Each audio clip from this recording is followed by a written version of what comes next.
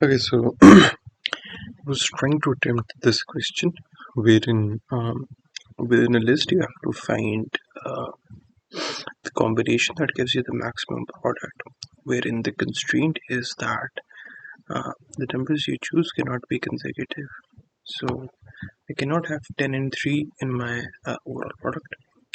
I can only choose 10, and if I can choose 1, 9, or 2. If I choose 1, then I cannot choose 9. Then I have to choose 2. The only one that's not consecutive with 1.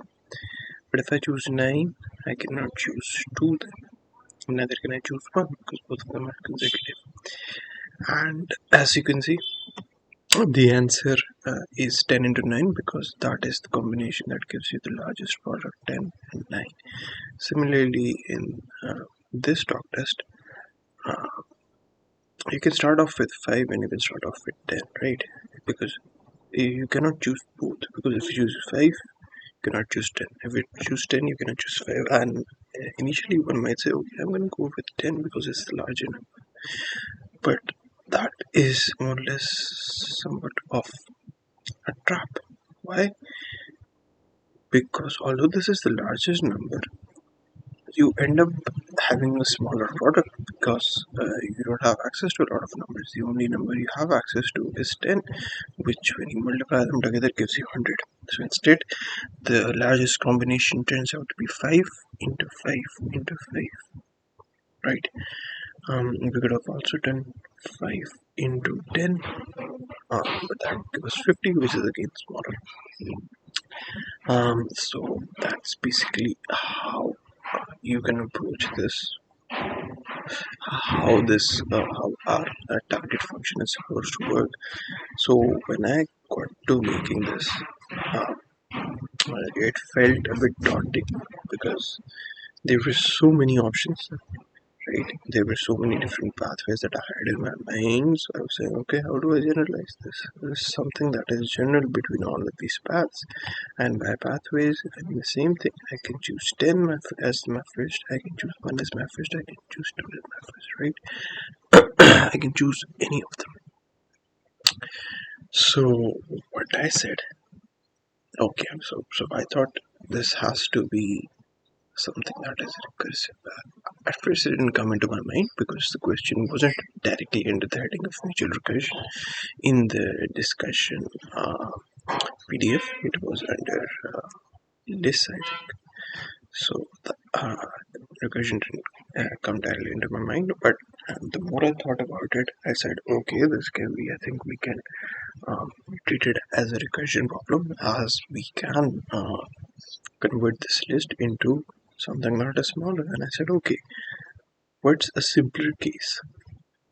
The simplest case that first of all came into my mind was that if the list is composed of uh, two uh, numbers only, and if it's composed of two numbers only, then your maximum product is simply the largest number between those two numbers, and that is exactly what I've done over here. Now I actually defined a separate function that is used to calculate the largest number within a list. Then what if there's only one element within a list? Well, in that case, then that element itself is the maximum product. And what if there are no elements in the list, right? And which was confusing. But the question says that in that case, our product has to be one. So I said, okay, that is one.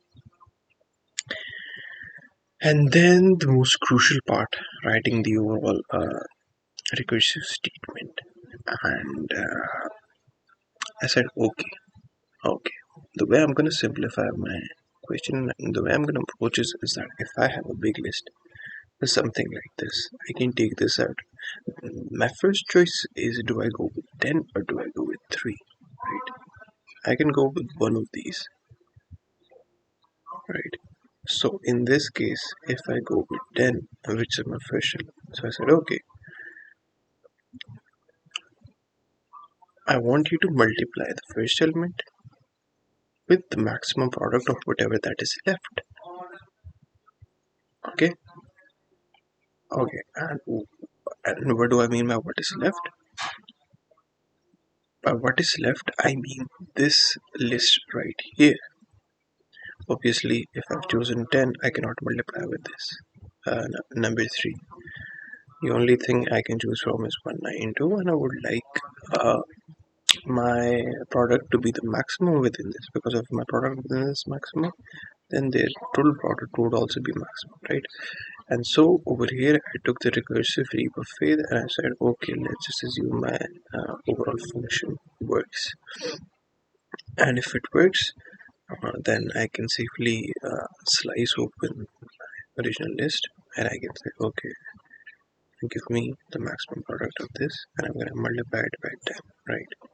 That's going to give me my maximum product if I choose 10 plus the first number. But I can also go with 3.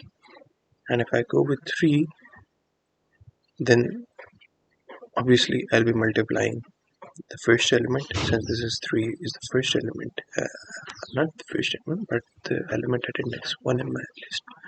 And I'll be multiplying it by what remains, what is it is not limited to, which is not consecutive with it, which in this case is 9 to 2. You cannot choose 1, you cannot choose 10.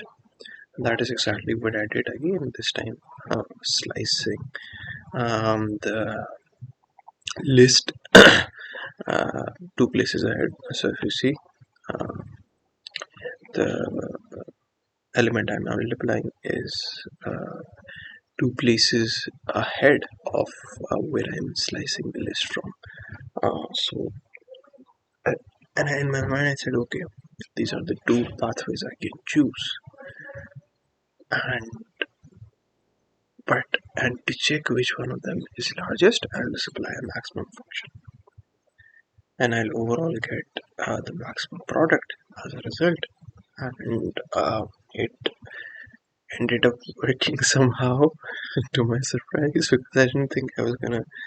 Uh, I didn't think I was gonna nail this, right? But I did. It did work out, and I verified it with Python tutor, and it was giving me the correct answers.